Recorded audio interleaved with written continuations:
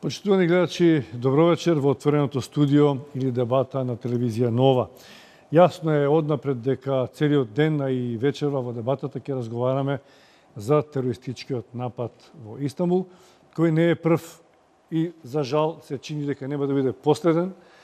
Живееме во едно секојдневие каде што терористичките напади се почести, тоа најчесто на аеродромите, и станува опасно патувањето и доближувањето до некој аеродром, што на некој начин ја исполнува целта на терористите. Значи, што поголеми жртви и страв и застрашување на цивилното население. Нова тема, тероризмот и она што се случува во Турција, се разбира како непосреден повод, ќе разговараме со моите вечерашни гости, господинот Трпе Стојановски, универзитетски професор, добро вечер. Добро вечер. Исмет Кочан, надворешно политички коментатор и аналитичар, мој колега, и Владимир Пивоваров, исто така универзитетски професор и емпиричар, да речеме, човек од пракса. Добро вечер на сите. Господин Стојановски, ќе почнам со вас, најблиску сте ми, и на некој начин веќе проговоривме. Да почнеме од тоа што 24 часа по терористичкиот чин се уште не се јавија извршителите на настанот. Во меѓувреме, последна вест е дека 20 турски војници биле убиени, а тројца ранети во напад изведен од курдски бунтовници во југоисточниот турски округ Мардин. Значи, уште мирисот на барутот, на чадот не стигнал, а уште еден напад во Турција, овој пат декларирани се курдите. Меѓутоа, зошто извршителите молчат? Малку е чудно, нели? Најпрво би сакал да искажам сочувство до пријателскиот народ од Турција и до жртвите кои што, еве, за жал, станува многу често се случуваат на различни точки во Европа. А случувањата во Турција само упатуваат на еден континуитет, за жал, на вакви настани, каде што веројатно многу фактори придонесуваат Турција да биде погодно тло за терористички активности и секако дека клучен е овој кој што се случува на аеродромот. Останува да се види, се уште е премногу свеж чинот, меѓутоа за многу работи се потребни дополнителни информации. Ова што вие го кажавте упатува на тоа да се согледаат можностите на актерите кои што го извршуваат овој терористички чин и дали воопшто приказната во овој дел е завршена или таа се уште трае. Така што битни се повеќе информации. Предпоставам дека турските службени лица и институции имаат повеќе информации и дека преземаат мерки да се справат ако има потреба за превенција на нови настани и уште повеќе за начинот како го менаџираат целиот процес со Истанбулскиот аеродром, кој што е еден од најголемите во Европа, каде што извонредно голем број на патници минуваат во секој момент во текот на 24 часа. Бројот на авиони кои што пристигнуваат и полетуваат е огромен, а сето тоа бара во услови на, би рекол, нетипична ситуација како што е ова, сето тоа да се направи, да се изменаџира, за да нема дополнителни последици и трагедии. Особено ќе се задржиме околу безбедноста на аеродромите, нешто за што ние говоревме еднаш кога беше нападот во Брисел. Се сеќавате, тоа што анализиравме состојбата со аеродромите и сега е веројатно тоа. Господин Пивоваров, господинот Стојановски рече дека Турција на некој начин погодна почва за терористички активности и најмногу таму се случуваат, иако не беше поштеден и Париз, Европа, Брисел, своевремено и Лондон, малку и Русија, но главно овие интензивни настани 6-7 за пола година, можеби само во Турција. Зошто е Турција погодна почва за вакви терористички напади, барем на почеток да влеземе, па после ќе ги анализираме и политичките и регионалните случувања во и околу Турција? Значи, Турција веќе подолг временски период, повеќе децении е мета на вакви терористички напади, меѓутоа тие претешно беа со домашен предзнак, односно со припадниците на Курдската работничка партија, бидејќи тие ги превзема одговорностите во поранешниот период. Во овие 6-7 напади последниве 6 месеци што ги спомнавте, ако направите анализа, имате напади кои ги врши повторно внатрешниот, буквално кажа, непријател и надворешниот. Значи, Турција е во една незавидна сега во моментот географска положба, се наоѓа на границата на војните действија во Сирија. Нормално е секој, било која држава да е на границата, ќе биде опфатена затоа што не можете секому, бидејќи има во Сирија повеќе воени формации, не можете секому да удоволите. Секако дека на некој ќе бидете непријател, некому ќе бидете пријател и од таа констелација на снагите во тој регион, значи последните случувања што се случија на сцената на потпишување договори меѓународни со Израел, приближување, повторно задоплување на односите со Русија, закажаниот разговор помеѓу претседателот Ердоган и претседателот Путин. Значи, сето тоа некому сметаше. Претпоставам дека и поради тоа, турските безбедносни служби, иако никој не ја прифати одговорноста за последниот чин на аеродромот во Турција, во Истанбул, тие излегува со информација дека најголем сомнеш имаат кон извршителите од припадници на исламската држава. Ако ја гледаме исламската држава, значи долг период Турција беше под критики од меѓународна заедница, пред се и од Русија, затоа што нафтата која тие црпеа, парите со кои се финансира, токовите на нафтата одеа кон Турција. И во таква ситуација во тероризмот, доколку не ги секнете изворите на парите, значи не може да го секнете тероризмот. Доколку ги секнеме изворите на парите, тероризмот веќе не може да функционира, барем не во ваква ситуација во која функционира. Гледате дека во цела Европа е предмет на закана од терористички акти. И во таква ситуација мислам дека Турција со потезите последни кои ги превзеде, тоа беше мотивот, лајт мотивот кај извршителите за да нападнат врз Турција, односно да ги постигнат целите кои секој терористички акт ги посакува. Тоа е јавноста, публикацијата, гледате светската јавност цела е, дури претседателот на многу држави, меѓу нив и многу светски претседатели на меѓународни заедници изразија поддршка, загриженост и така натаму. По моје видување, значи терористите со ова ја постигна апсолутно својата цел, како што ја постизаа во Париз, во Брисел и во другите градови во Европа, со тоа што покажа дека се многу силни. Меѓутоа, од безбедносен аспект мора да признаеме, ниедна држава не е имуна на терористички акт. Како прво, и како второ, не постои држава која може сите терористички закани да ги превенира. Добро.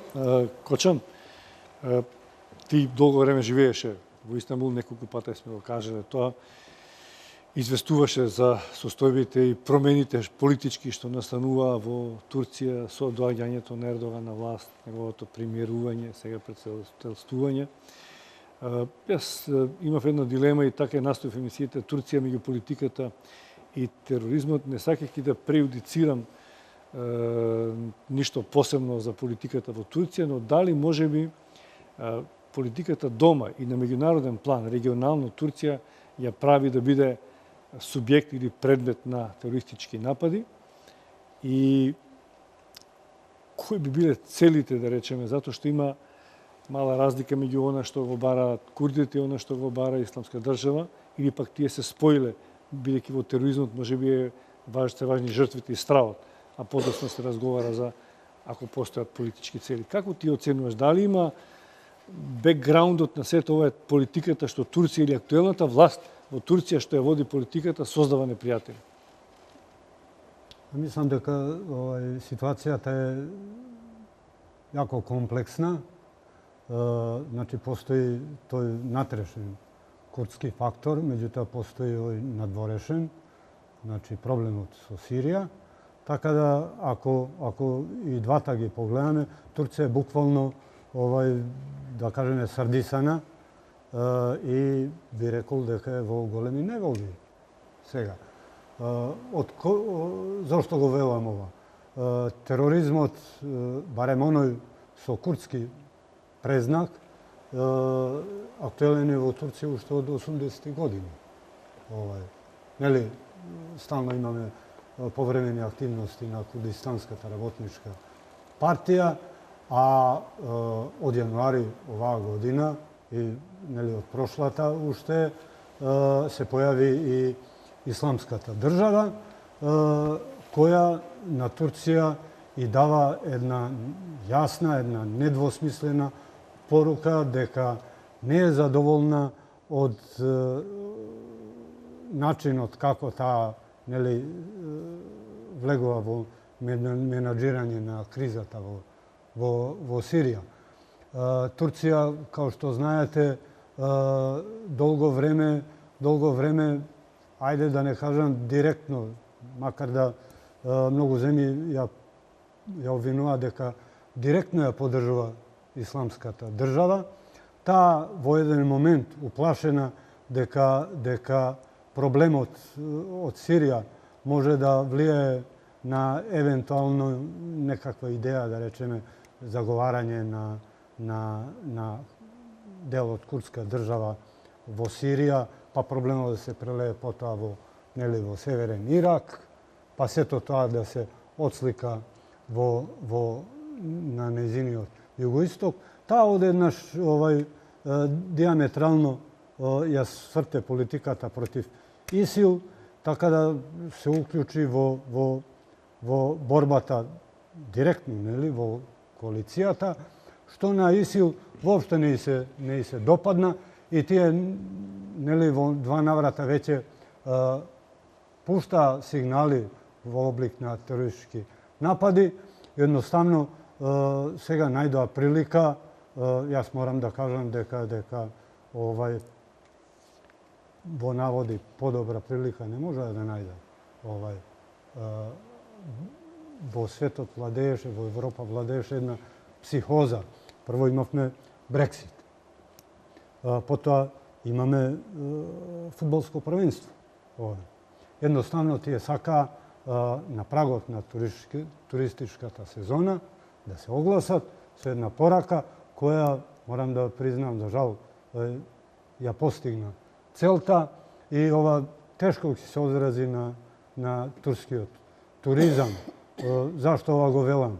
Прошла година, кога ги нападнаа целите во Тунис, да речеме, тие го урнисаа туризмот во Тунис. Со соборувањето на рускиот авион над Синај,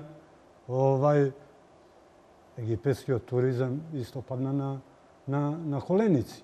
Во Турција туризмот е дел од стопанската гранка, кој носи милиарди долари.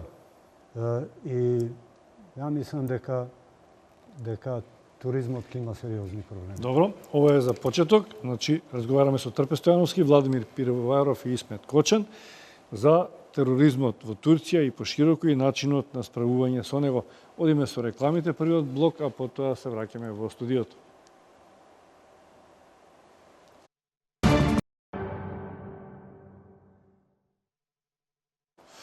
Господине Пивоваров, вие се согласивме дека главно две групи терористички действуваат од подамна во Турција, од подамна курдите и од поново време исламската држава.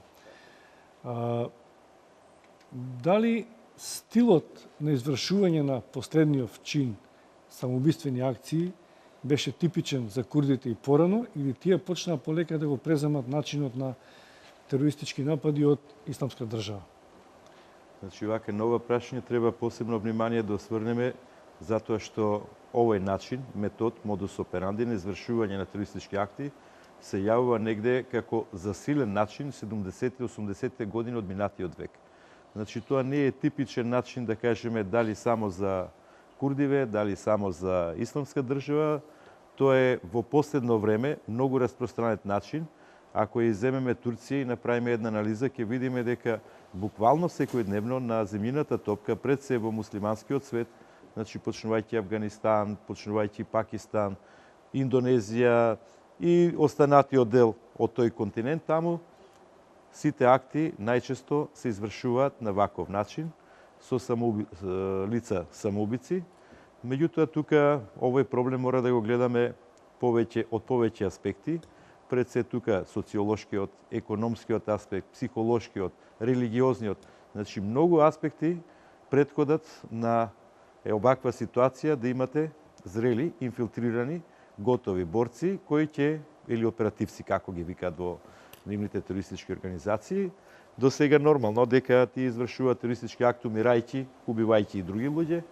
Меѓутоа, во Русија имаше пред 2-3 години едно истражување затоа што лицето кое требало да изврши терористички акт, не го извршило, побуди беа писмото од неговата мајка, исто регрутиран за човек самоубиец, и тука во тоа истражување, значи за ваквиот начин се дознаваат многу работи кои дотогаш науката не ги познаваше. Прво таму се вели дека ова е еден многу начин кој носи многу жртви, а тоа е целта на секој терористички акт. Многу тежок е за откривање. Трето, дека ваквиот начин има голема конспиративност во самото изведување, така да службите безбедносни многу тешко доаѓаат до сознание за превенирање на ваквиот начин извршување на терористички акти. Значи, од тоа што е истражено во руската литература, укажува дека исто така голема улога игра и од психолошки аспект ниското ниво на извршителите на ваквите кривични дела. Ниското интелектуално ниво, ниската едукација, необразованост. Големо влијание игра, да кажеме, немањето никакво влијание во средината каде што живеат тие луѓе, буквално се отфрлени. Со тоа тие сакаат да докажат пред заедницата дека се спремни. Потоа религијата со приказната за девици кои чекаат во рајот. Значи, тоа се се мотивите кои многу лесно може одредена категорија на лица да доведат во таква ситуација психолошка, да станат подводливи. Начинот на самото извршување беше многу интересен. Значи, не се работи за лице кое му се дава задача, се пушта и извршува. Исто и во Истанбул сигурно имало прв, втор, трет круг на лица кои го следеле ваквиот чин. Значи, имате возач кој до една дестинација го вози, другиот контролор имате кој го контролира. Потоа самиот начин на доаѓање, инструирањето како да го изврши актот. Значи, сето тоа е буквално една цела архитектура која постои при извршување на ваквиот чин. И затоа во светски рамки, во последно време, начин кој е најпрактикуван и најполезен за извршителите, а најтежок за безбедност служби, е токму човекот самоубиец. За ваква работа има многу докторати пишувано, значи посебни аспекти разглобувано од оваа проблематика и се уште науката не дојде до едно конечно сознание, а да ви кажам дека и дефиниција за тероризмот во светски рамки не е унифицирана. Да, има различни и се поставува од германскиот теоретичар Вебер, вели, а како ние го истражуваме тероризмот кога немаме конечна дефиниција? Да. Тоа е како и во секоја друга област и наука. Значи, тоа е сериозен проблем во науката, меѓутоа од практичен аспект мора многу и не е важно, посериозно. може би да се дефинира, но да се барат начини како да се... Меѓутоа, ова е едно од сериозните прашања, кое што подсетува дека говорам за дефиницијата за тероризам, каде што можеби Турција е една од земјите кои што заговара поширок аспект на зафаќање на действијата кои што може да се подведат како терористичка активност, што наидува на спротивност кај мнозинството земји, кои што всушност преферираат дефиниција која што е многу потесна или поконкретно насочена кон действијата за тоа што е терористичко действие. И тоа е еден од главните проблеми каде што во меѓународни рамки тешко се прават чекори, мали чекори напред, во избистрување на поимот за тоа што е дефиниција за тероризам, што од друга страна би помогнало за многу поорганизирана и посеопфатна поставеност на земјите, уредување на нивната легислатива и уште повеќе поголема непосредна соработка кога станува збор за терористичките активности. Ако е терминот поширок или ако е потесен? Значи, проблемот на Турција се темели на националните визии за тоа што е тероризам, каде што во добар дел силно влијание има аспектот на историјата, традицијата на Турција, постоењето на курдите и од таа причина заговарањето од турска страна за рамките на дефиницијата всушност не е прифатлива за мнозинството земји, бидејќи содржи многу аспекти кои што се карактеристични за Турција, а не и за другите земји. И тоа во еден дел веројатно упатува и на некоја генеза за тоа зошто Турција, која што географски е таму каде што е, на просторот кај што се спојуваат двата континенти, каде што постојат масовни миграцијски текови и во историјата и денес, и со, би рекол, географската и геостратешката положба на Турција, како клучна земја во регионот, како членка на НАТО алијансата, всушност покажува аспекти за остварување на целите на НАТО програмата и во однос на земјите кои што од исток многу повеќе се земји на потекло на тероризам и на меѓународен криминал, а Турција во добар дел, се согласувам целосно со аспектите кои што беа споменати, меѓутоа и земја која што во добар дел ги филтрира тие нејасни процеси кои што се движат кон Европа. Така што во таа, би рекол, држава каде што спротивностите се многу почести, веројатно и непријателите многу повеќе се идентификуваат и реагираат на она што го преземаат турските власти. Со тоа што секаде постои ризикот дека официјалната политика на Турција веројатно задира во осетливи теми, како што беа спомнати, ИСИС, традиционалните непријатели кои што постојат околу Турција и начинот како Турција се справила со тие предизвици. Овде би се надоврзал, само овде постои еден чуден однос на останатите земји, пред се западните земји кон Турција, кој е во прашање тероризам. Нели сведоци сме околу ова несреќно договарање со Брисел околу решање на бегалската криза.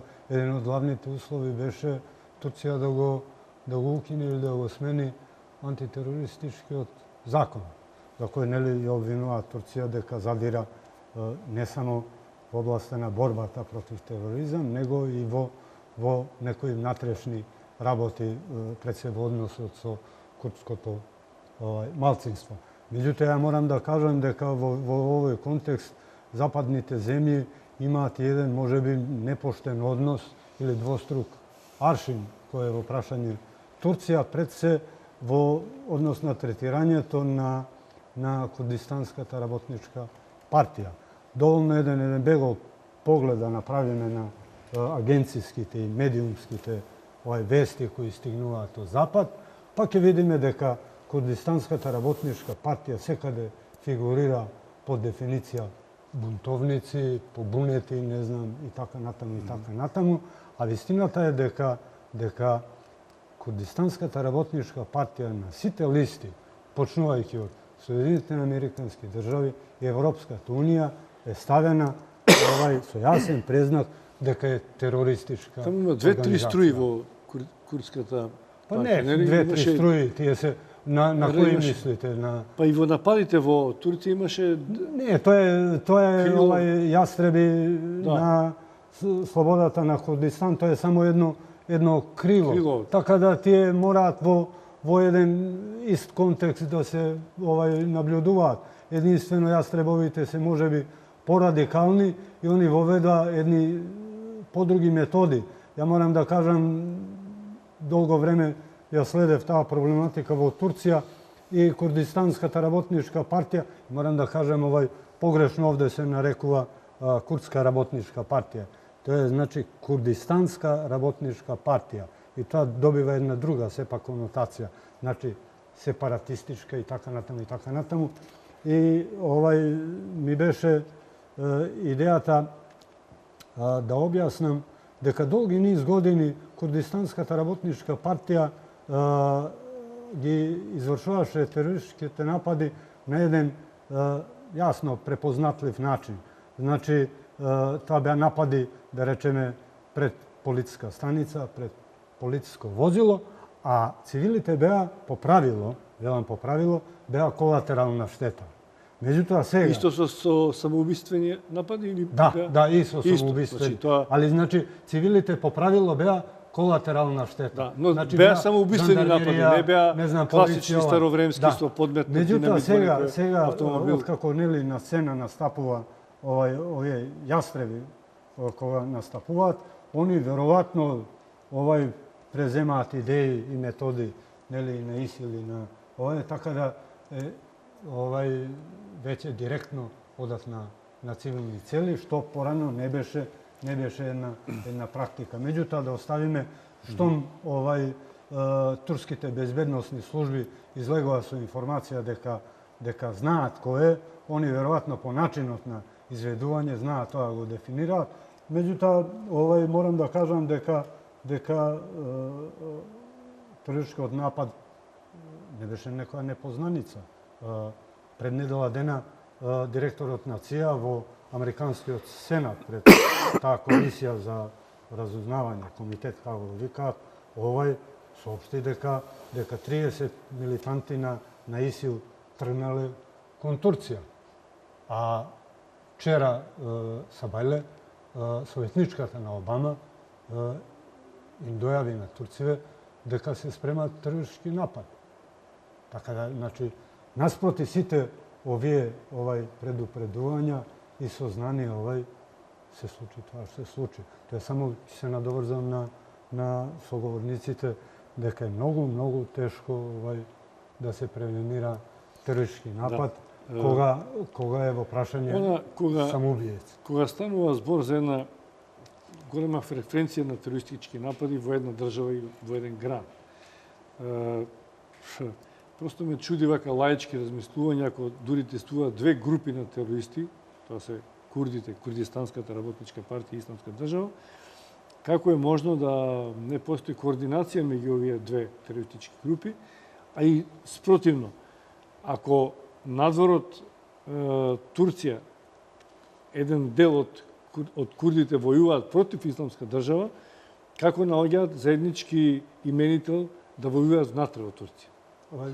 Ако може само да се надоврзам на ова прашање. Тоа е еден цел галиматијас.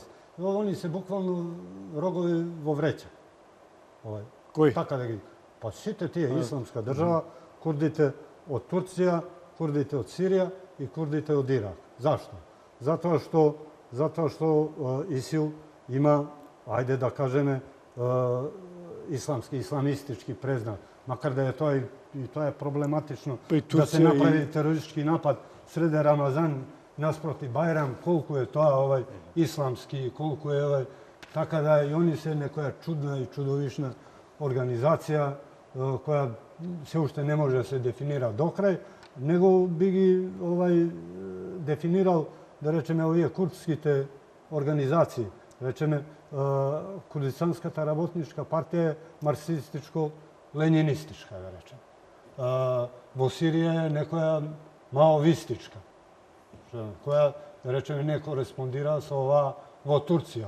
А пак во Северен Ирак е една опција за која стои Соединените Американски држави. Стојат и тие нели ги држат токовите на нафта, нив ги поддржува Турција. Сега многу е тешко, они заговараат и они размислуваат за некаков си Курдистан, меѓутоа тоа е се уште обскурно. Мислам дека е тешко они да се сложат како тоа да го изведат. Поготово е многу тешко да се работуваат со вакви идеолошки разлики да се работуваат во изведување на заеднички, да речеме, терористички. Од ваш аспект, како стојат овие работи? Па, значи, станува збор за географско подрачје кое што има своја традиција и во овие терористички активности. Она што е карактеристично во овој момент станува збор за нови облици кои што беа споменати во еден дел, каде што надвор и од некои религиски традиции, од некоја етичка страна, нели, кога објект на напад претежно беа символи на државата, сега овие настани покажуваат дека се оди во действија кои што треба да предизвикаат максимална вознемиреност и посебно избирајќи места каде што жртвите ќе бидат многу поголеми. На тоа особено упатува нападот на аеродромот, кој што е буквално врвулиште од луѓе, мравјалник, каде што постојано има повеќе илјади луѓе во секој момент. И се почесто аеродромите се места на напад. Па, за жал, тоа е... Дури авионите веќе не се до тој степен како што беа порано, за разлика од аеродромите. Во тој дел има неколку аспекти кои што се интересни. Прво, аеродромите по својата карактеристика имаат своја специфичност, каде што било каков настан или некое, би рекол, преиначување на постојниот режим предизвикува вознемиреност. Ако ќе се случи терористички акт поврзан со аеродром, тогаш таа информација ги достигнува сите краеви и сите ќошиња во светот. Значи, една од целите за да се постигне присутност во јавноста, на тој начин по дефиниција се остварува. Второ, аеродромите кои што представуваат граничен премин, во добар дел во историјата досега беа третирани како посебни гранични премини, каде што од многу причини работите беа регулирани со прописи кои што го задоволува безбедносниот аспект, авиоаспектот и така натаму, меѓутоа не и дополнително оној безбедносен сегмент кој што е присутен, ама не доволно беше елабориран. И во поново време, кога говорам за последните 20 години, кога преминувањето на државната граница стана многу значајно и каде што државите поставија стандард да го следат движењето преку државната граница, да знаат кој ја минува границата и каде што добар дел од тие информатички решенија се воспоставија, аеродромите беа на некој начин на страна од аспект на потребните решенија и организацијски и софтверски кои што треба ги имаат, и тоа полека сега се фаќа залет да се достигне тој чекор. Во смисла на развивање на проекти кои што ќе ги покријат пред се регионалните и меѓународните аспекти, каде што информациите за патниците, тука имаме државите се оптоварени и со повеќе стандарди кои што се однесуваат на почитување на човековите права и слободи, до кој степен може да навлегуваат во граѓанскиот интегритет и во достапност до податоци, иако аеродромите заслужуваат, и тоа исто така се прави, меѓутоа не доволно брзо, имајќи во предвид со каков ризик се соочуваат аеродромите, каде што постојат посебни стандарди и каде што авионските компании кои што се обраќаат, организациите, институциите кои што ги менаџираат состојбите на аеродромите, имаат обврска за споделување на информации поврзани со идентитетот на патниците, со историјата на патниците, и сето тоа треба да најде некој баланс помеѓу дозволеното, што е тоа што може да се прави и реално што всушност треба да се прави. Значи, тоа се чекори кои што се случуваат сега пред се во рамките на Frontex и во некои други регионални тела, и каде што има напредок во смисла на подигнување на стандардите за размена на информации поврзани со патниците кои што ги користат воздухопловните услуги и со луѓето, односно институциите кои што се присутни на аеродромите. Затоа што ќе дојдеме дополнително до тоа прашање подоцна, каде што можноста да се злоупотребат овие информации или да се фалсификуваат, исто така се предмет на интензивно обсервирање и на терористичките групи. И каде што на наједноставен начин, ако тие дојдат до идентитет кој што може да го злоупотребат во дадената ситуација, тоа ќе го направат најдлабоко навлегувајќи во безбедносните пори кои што постојат на аеродромите. Од друга страна пак, државите се соочени со поставување на стандарди, безбедносни стандарди кои што потешко ќе може да се злоупотребуваат или фалсификуваат. И тоа е во добар дел добар бизнис за институциите и компаниите кои што се бават со тие прашања, и каде што денес, а од друга страна, кога говориме за човековите права и слободи, човековото достоинство, тука веќе постои, би рекол, тоа се два спротивставени концепти. И ако денес патувате, особено ако патувате во Соединените Американски држави, тие гранични контроли или безбедносни контроли се многу ригорозни. Тие стандарди полека доаѓаат и во Европа, меѓутоа интересот и на пазарната економија е тие се повеќе се развиваат, бидејќи носат профит. А од друга страна, нивното развивање сериозно задира во интегритетот и во човековите права и слободи, до каде државите може да одат со создавање бази на податоци, со информации или, би рекол, и со некои биометриски податоци кои што се карактеристични за секој човек. Од друга страна пак, сведоци сме дека тие стандарди, за да се постигнат, чинат многу.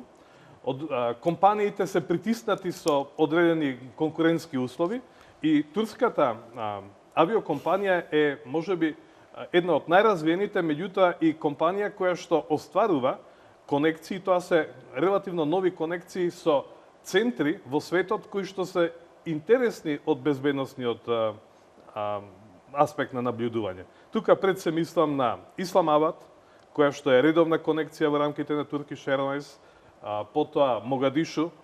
Значи, и тоа се легитимни конекции кои што некои струи, вклучително и оние кои што се од другата страна на законот, може да ги користат од оние најбенигни за нерегуларна миграција, па до легални форми на патување кои што може да се искористат во терористички активности. Господин Пивоваров, рековте преска два аспекта што ми остана во меморијата во овој момент. Е дека најчесто овие луѓе кои што ги извршуваат овие самоубиствени напади се на ниско интелектуално ниво, асоцијални типови кои што сакаат да се докажат пред Бога или во средината. И еден друг сегмент дека нападот кој што е направен во Истанбул, велат дека е направен на највисоко можно софистицирано ниво, на ниво на специјални сили. Можно ли е вакви луѓе да направат вака софистициран напад и очигледно дека е смислен стратегиски, дека не се тоа, како да кажем, самоубици кои што се натовариле со динамит и влегле во гужва за загин. Значи, тие планирале како да наведат што подлабоко во секторот каде што има најмногу луѓе. Не се глупави на некој начин. Токму тоа го кажав претходно, значи не се работи за поединци. Се работи за структура, цела архитектура. Значи секој има свое шрафче во механизмот кој действува во крајна инстанца за да го ја постигне крајната цел. Меѓутоа, ваквите луѓе не може да ги гледаме само од тој аспект на психолошката нивна развиеност, меѓутоа мора да ги гледаме од нивната обученост во делот за кој се подготвени да го извршат терористичкиот акт. Денес, сега кога зборуваме, би се надоврзал малку на колегата Кочан, значи вели дека многу лесно е ние овдека да зборуваме, најтешко е на практичарите. Многу лесно е да носиме закони и дефиниции ќе усогласиме, се ќе направиме. Тоа е основата да почнеме. Меѓутоа, ве уверувам дека на практичарите им е најтешко да дојдат до правите сознанија, до вистинските сознанија. Значи, безбедносните служби, кај своите непријатели, буквално терористичката организација, мора да има пенетрирано, со оперативна врска, за да знае што внатре се случува. Денеска многу често и сум бесен на дискусиите кога и кај нас и во меѓународна јавност ќе слушнеме оперативата работи преку техниката. Техниката е само еден сегмент кој мора човечкиот фактор да го надополни. Ништо повеќе. Значи, главен инструмент во борба со тероризмот треба да биде човечкиот фактор, значи од таму да црпеме информации за да дојдеме до вистинските сознанија за да превенираме. Целта на секоја безбедносна служба не е послушување на актот, тоа е второстепеното нејзино значение да ги открива сторителите. Значи, целта е како она што го слушнавме во Белгија пред месец дена, каде што се уапсени, лишени од слобода, група на лица, подготвени да извршуваат терористички акти и точно локации кои се наведени каде треба да се извршат. Тоа е успехот на безбедносните служби. Меѓутоа, за Турција и безбедносниот систем, иако важи за еден од најстабилните, не само во европски, во светски рамки, како безбедносен систем, многу професионален, гледате дека сепак и таму се случуваат вакви акти. Што значи дека оној дел кој го разговаравме пред да влеземе во студио меѓународната соработка. Веќе еднаш мора да се симнат ракавиците во таа меѓународна соработка, да не биде тоа само со информација. Се планира 30 луѓе, како што каже господинот Кочев, да се надоврзам. Значи, во Сенатот се зборувало во Америка, колку што слушнав, така? Да. И во таа ситуација, значи, имате закана од 30 лица. Значи, една информација во разузнавањето мора да биде прецизна, точна и навремена. Што значи тоа? Значи, ако се 30 лица, да има име и презиме, кои се тие лица, од каде потекнуваат, кои се целите, кои се задачите, со што се вооружени, кој им е крајната цел, од кога ќе добијат поддршка, како го префрлат оружјето, ќе го добијат во Истанбул, го добиле негде надвор. Значи, тоа е суштината на разузнавањето и вистинската меѓународна соработка со точни и прецизни информации. Многу често во практика од периодот додека бе во службите беше токму такви информации. Имате закана од група неодредена или она што беше од во Дневник интервјуто на председател Трифанов, исто неодредена група, јатаци поставени во Македонија експлозив, мина 3 месеци ги немаме јатаците, го нема експлозивот. Не смее да се дозволи во разузнавањето да не се случуваат вакви работи, ја што ги викам рекла казала или снимање на филмови. Значи, еднаш за секојаш мора службите, генерално зборувам во светски рамки, да бидат прецизни и точни, за да имаме вистинско превенирање на терористичките акти. Видите дека Турција е во некоја ајде да речем, напредна или во добра ситуација, може би од таму кога се говори за луѓе, значи за инфилтрација на луѓе од безбедносните сили во групите терористички, бидејќи од таму се црпат информациите.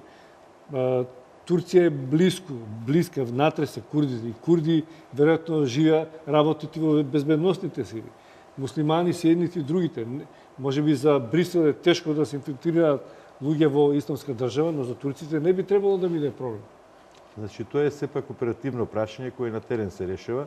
Вие кажавте само еден модус, значи нивен припадник на службите да биде инфилтриран во таа организација. Тоа е едниот модус.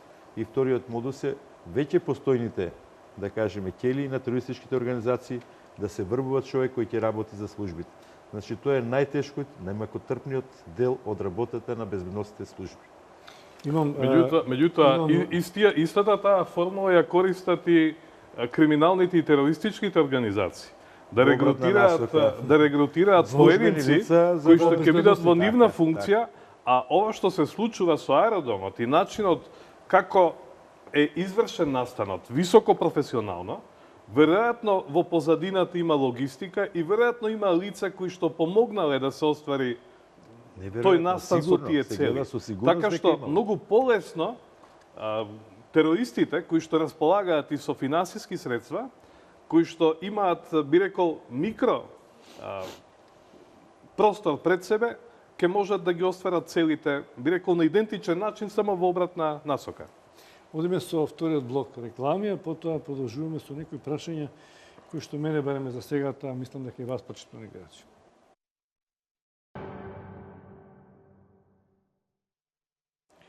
Господине Пиоваров, ќе продолжам со вас на уште едно прашање, можеби е теоретско, но и практично.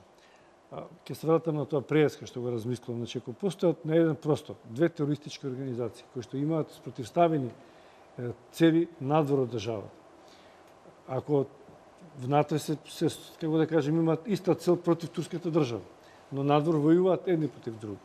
Ако редуцираме дека се почесто аеродромите се еден од метите на напади на едните и на другите, можно ли е во ист момент двете терористички организации да имаат таргетирано иста цел, да дојде до пореметување меѓу себе, да си сметаат една на друга? И можно ли е, уште едно прашање, оперативците за кои што говорите, да ги употребуваат едната против другата? Звучи лаички, но ми се чини дека во начинот на борба треба да се користат сите можности. Тоа е точно. Поставивте многу прашања, следствено да почнеме со ред. Значи, онаму каде што имате спротивставени, во конкретна ситуација две терористички организации кои имаат различни интереси. Тие треба меѓу себе да војуваат. Значи, доколку војуваат во даден момент, доколку имаат заеднички интереси, а во овој момент, пример, ако е Турција заеднички интерес, верувајте дека тие интересите своји ќе ги спојат за остварување на својата цел. Потоа не се знае, можеби повторно ќе војуваат.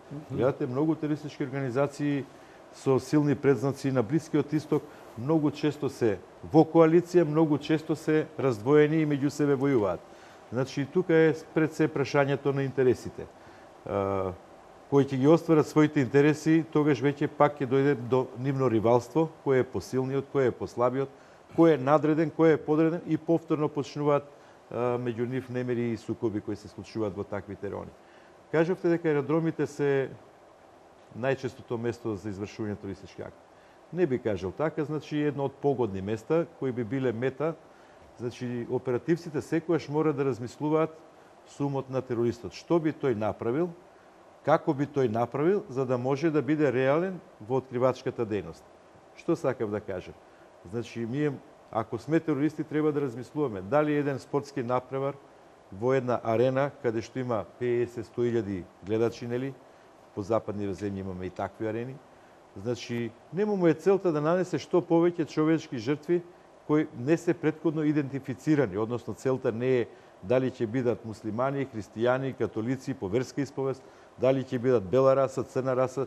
Нив им е битно да се нанесе што поголема штета, поголема помпезност во јавноста, поголемо медиумско покривање. Значи, она што не го спомнавте, медиумското покривање е многу важен фактор во остварување на целите на една терористичка организација. Многу пати борци за човекови права велат, ама мора се до крај да се извести кога се работи за терористички акт. Некојаш не треба се да се извести, не да се сокрие, меѓутоа во интерес на јавноста, во интерес на несоздавање на фама во општеството, некои работи сепак треба да бидат под контрола на службите. Да не се прави реклама. Па Тоа мислам е дека суштината на секој терористички акт.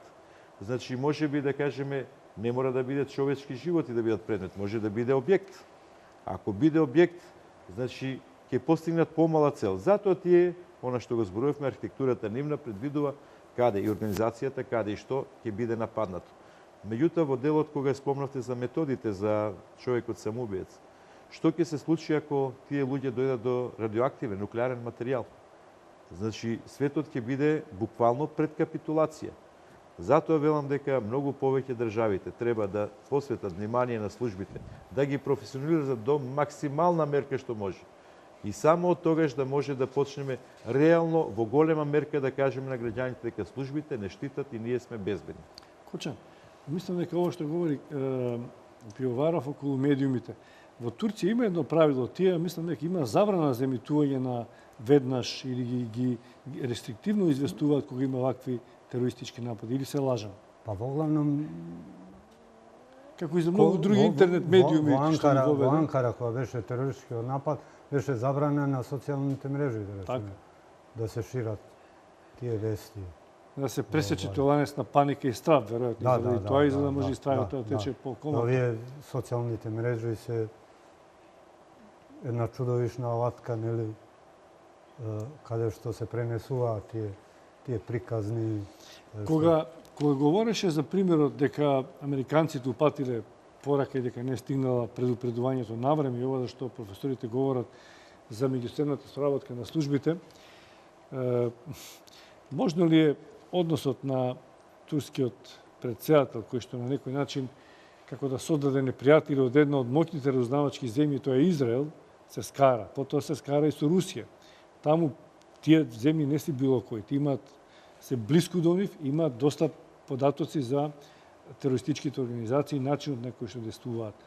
Дали би може би тоа му се врати како по глава таквиот однос заради кој што тој беше фален во својата земја, но бидејќи отворено настапи против Израел и се скара со русите, може би не му помогна на начин на кој што требаше. Па има во тој дел секако има вистина. А мора да признаеме дека Мосад е една од најаки светски разузнавачки институции. Русите исто така се многу јаки. Турција во последно време имаше заладено односи со нив. Меѓутоа, јас во овој контекст би ги спомнал пак Соединените Американски држави.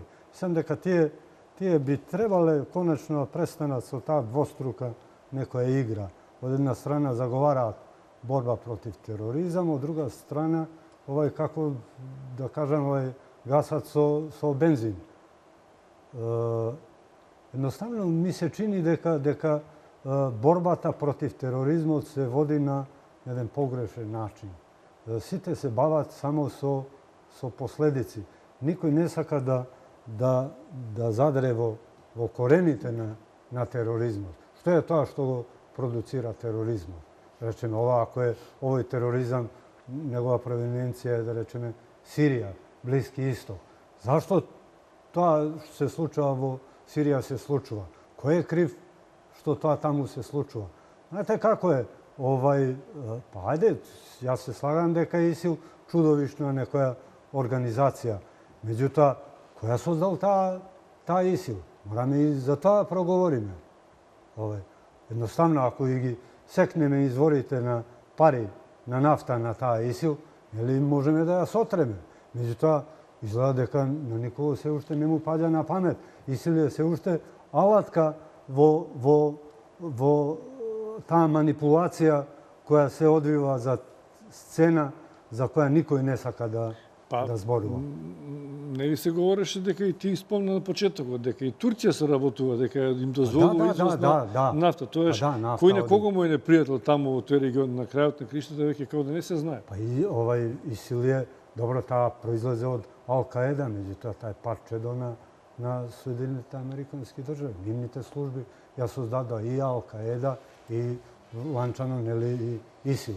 Затоа што едноставно манипулира со ИСИЛ. ИСИЛ требаше да го собори Садам Хусейн, а Садам Хусейн требаше да се собори затоа што не дозволуваше да помине нафтовод, гасовод и нели тие патишта и не е гревот на Садам Хусейн само во недостаток на демократски капацитет. Едноставно Садам Хусейн не игра по нечии ноти.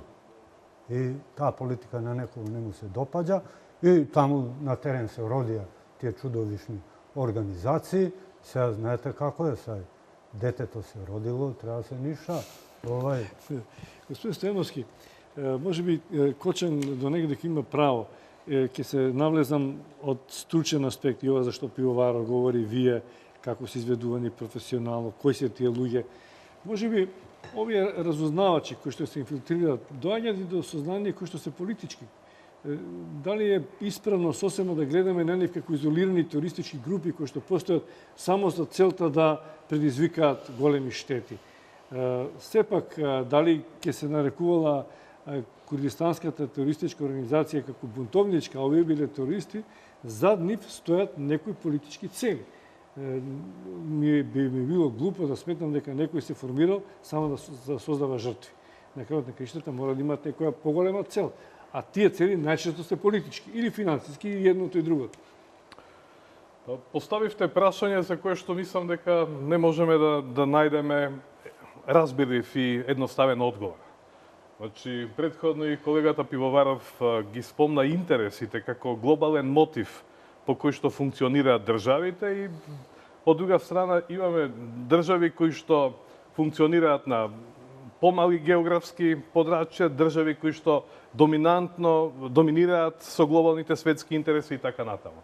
Така што во таа соработка државите ги користат информациите до кои што доаѓаат и кои што се добиени и од криминалните и од терористичките структури, доколку тие информации се вклопуваат во концептот и во мозаикот на градење национални и уште повеќе глобални интереси. И веројатно во тој дел размената на информациите се случува помеѓу државите, пред се помеѓу пријателските држави. Меѓутоа, знаете, во теоријата, во книгите ќе најдете дека емоциите траат кратко, интересите остануваат. И крајот на тие интереси, веројатно, многу тешко може ние да ги најдеме или да ги идентификуваме од тука. Постојат интереси и интереси. И оној кој што има моќта, веројатно и владе ги менаџира тие процеси. И тоа всушност поттикнува дека прашањата и состојбите се многу слојни. Ние говориме за еден сегмент кој што се вклопува во безбедносната слика, нели? Тоа се овие настани. Меѓутоа, воените жаришта исто така се прашања кои што поттикнуваат на некои други интереси кои што произлегуваат од некои држави. Така што би било добро за нашава прилика да се држиме за некои побистри, појасни, приказни, бидејќи нема да дојдеме до одговорот на прашањето што го поставивте. Или нема да се допадне, можеби одговорот, бидејќи или па не можеме да промениме, ако знаеме на крајот на краиштата така се сведува. Тоа се толку моќни организации, Пивоваров, кои што веројатно ни овие оперативци за кои што говорите се соочуваат од време на време за политичките интереси на... Нормално е, позди сите вакви организации постојат политички интереси. Затоа и немаме единствена дефиниција во светски рамки. Доколку дел од светските земји една организација прогласува за терористичка, ја поставуваат на столбот на срамот, другите велат не, тоа се борци за човекови права. Еве, земете го случајот со Авганистан, ако се сеќавате инвазијата на СССР на Авганистан, тогаш помошта од каде ја добива оружје? Од Америка.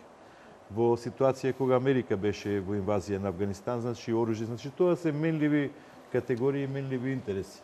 Меѓутоа да се задржиме на она специфичното зашто овде дебатираме, колегата Кочан рече дека во дел на соработката, значи со америчките служби и така натаму. Значи ве уверувам, во периодот кога нашите први мисии замина разузнавачки мисии, зборувам во Багдад, кога имаше операции, нели, меѓународната заедница во Багдад, значи правовремено, во секое време, преку нашите таму оперативци кои се наоѓаат од нивниот штаб, Македонија добиваше правовремени информации. Значи, од наш аспект, како држава, во тој период ви тврдам најодговорно дека имавме прекрасна соработка со разузнавачките војни служби на Америка во тој период. Меѓутоа сега ваму има повеќе интереси, нели се работи за држави каде што има економски интереси, нафта, газ, значи многу природни ресурси. И во суштина секојаш сте во право кога велите дека се крие позади обландата на воведување на демократија и демократските процеси. Нели? Ако вие ги гледате со ваши очила, ќе кажете дека да, ова е демократија. Ако професорот Трпе гледа, ќе каже па може би е. Ја ако гледам, ќе кажам не. И никогаш нема да имаме исти ставови што се тие вистински демократии, нели? Пошто за Либија, колку се сеќавам, овие, како се вика, извештаите што ги добевме, луѓето живееле во економски гледано во една прекрасна ситуација. Еве сега има демократија, меѓутоа се колат на секој метар. Стабилна да, земја. еве денеска, значи тоа е она што сакам да го кажам дека некој тогаш ние од наш аспект велевме да, има демократија, луѓето убаво си живеат. Меѓутоа некој велеше не, нема демократија. Ајде сега ќе направиме тоа што го направивме. И така почна секунда. Така почна таа пролет пред неколку години на Блискиот Исток. Секунда Кочан. Бидејќи говоревме дека има различни интереси и интересите се менува од ден во ден, говори следниот прилог на колегата Лука, кој што точно кажува дека она што до скоро беа се скараа во односите Русија и Турција, сега од економски или други причини повторно воспоставија добри релации, разговара и мислам дека ги надмина разликите, па ќе се вратиме на тоа да го искоментираш, Кочан. 40-минутен телефонски разговор ги помири русите и турците. После терористичкиот напад на аеродромот во Истанбул, Путин и Ердоган ги нормализираа затегнатите односи меѓу двете земји. Претходно пак Ердоган испрати телеграма во којато изрази жалење за уривањето на рускиот воен авион пред 7 месеци. Телефонскиот разговор меѓу двајцата претседатели започна со изразување на сочувство од страна на Путин, но продолжи во насока на постигнување договор за укинување на ограничувањата за руски туристи на турското крајбрежје. Путин воедно побарал и засилено обезбедување за руските граѓани кои што се наоѓаат на турска територија. Но покрај туризмот се возобновува и воената соработка. Според Лавров, откако Ердоган се извинил, се отворил патот за заедничко решавање на војната во Сирија. Теперь, когда поступили от президента Турции извинения в адрес президента России... Сега, откако турскиот председател му се извини на рускиот председател, додека тој изборувал по телефон за нормализирање на односите со турските партнери, најверојатно ја обновуваме и соработката за изнаоѓање начини за решавање на сириската криза. Како што знаете, тоа многу зависи и од Турција, но и од одлуките на Обединетите нации. Комуникацијата меѓу Путин и Ердоган прекина кога во ноември турските воздухопловни власти го срушија рускиот борбен авион Су-27 за кого тврдеа дека навлегол во турскиот воздушен простор. Еден од пилотите загина, а другиот беше спасен од војската на Асад. Следуваа голем број ограничувања од руска страна во знак на протест за соборувањето, но борбата против тероризмот повторно ги соедине двете земји, а во Москва може да се забележат и огромни редици пред турската амбасада, каде што граѓаните палат свеќи за жртвите од трагичниот напад. Го следите отвореното студио на телевизија Нова на тема Турција меѓу политиката и тероризмот. Разговараме со Исмет Кочан, Владимир Пироваров и Трпе Стојановски. Господин Стојановски, ако е ова војна, ако Кочан смета или инсинуира, или сите мислиме дека најмоќната разузнавачка сила некогаш ги создава и пријателите и непријателите, вклучувајќи ја и исламската држава, дека е нивно чело и така натаму. Може и обратно, ако пак овие исламската држава смета дека најголемиот виновник во светот е шерифот на светот, а тој е Сад, тоаш војната треба да ја насочи таму. Ако е војна, дури да се води на почвата на цивилизацијата, значи надвор од војните боишта. Тоаш зошто се закануваат на целиот свет? Отвораат војна со светот. Јас поинаку би го коментирал ова. Значи, од искуствата што ги имаме во Република Македонија, особено од периодот на осамостојувањето до денес, американските служби кои што се габаритни, кои што се моćни и кои што се присутни во регионот, доминантно настапуваат како фактор на стабилизирање. И во тој дел поддршката која што доаѓа од американската влада за земјите од регионот, вклучително и за Република Македонија, во сферата на безбедноста, би рекол, повеќекратно позитивна, отколку ако се стави на некоја вага и се бараат добрите и лошите страни.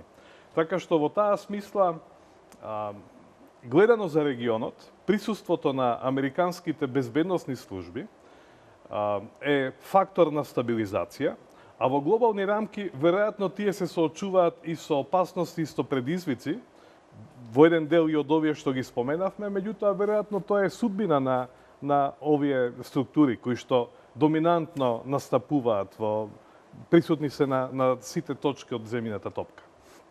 Така што, кога станува збор за владењето на правото и за човековите права и слободи, она што малите земји, како што и Република Македонија што го добиваат, е немерливо позитивно и корисно и во делот на поддршка, и во делот на остручување, и во делот на информации кои што се извонредно битни и витални, за да може да се реагира на тие предизвици.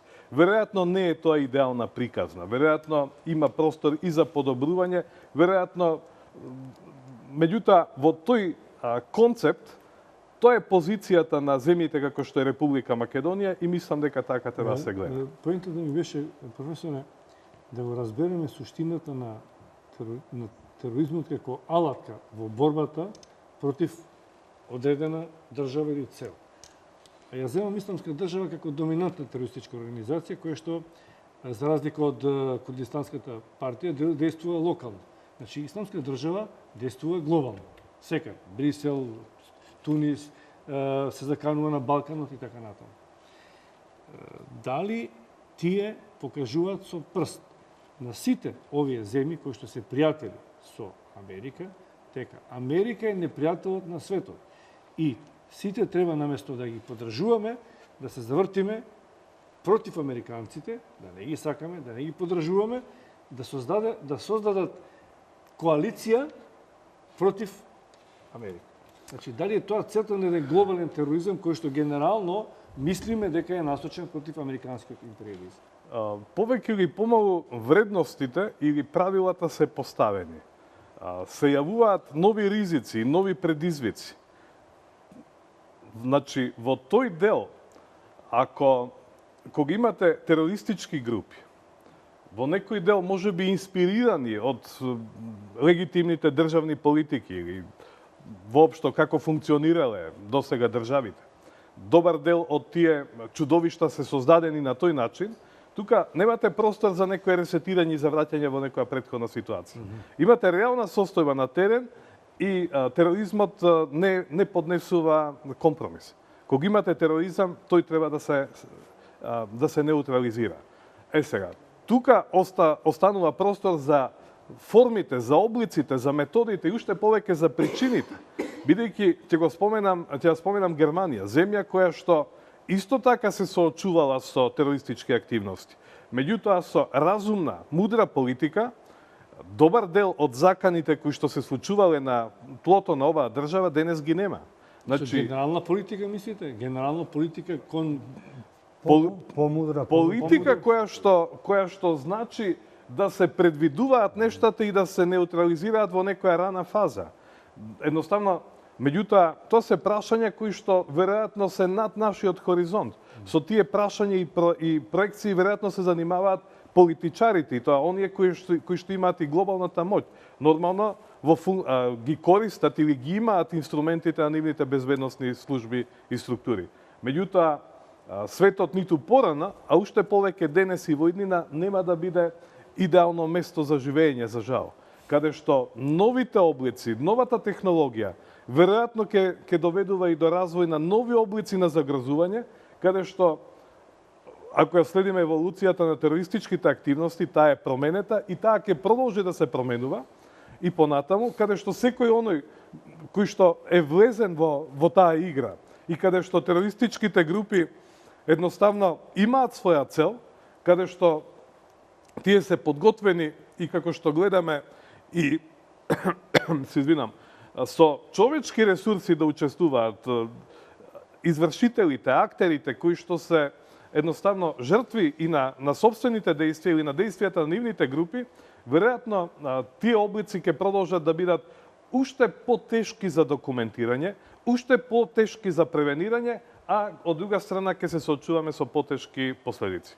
Пивоваров, за крај, оперативата ќе ги следили новите технологии, новите начини на борба и дали ќе користи? Да ви исправам, пред малку рековте објави војна. Војна објавува држава према држава, тоа се симетрични закани. Не, тоа наводници го рекол, као да сака да објави војна, сака да не заврти сите против. Да. Секогаш тероризмот е асиметрична закона, закана кон секоја држава, што е во ред. Меѓутоа, таквите закани ние ги предвидовме во стратешкиот одбранен преглед кој го донесе Македонското собрание, значи со консензус од сите пратеници 2003 година така. Значи ние ја имаме правната основа, сега натаму треба оперативниот дел.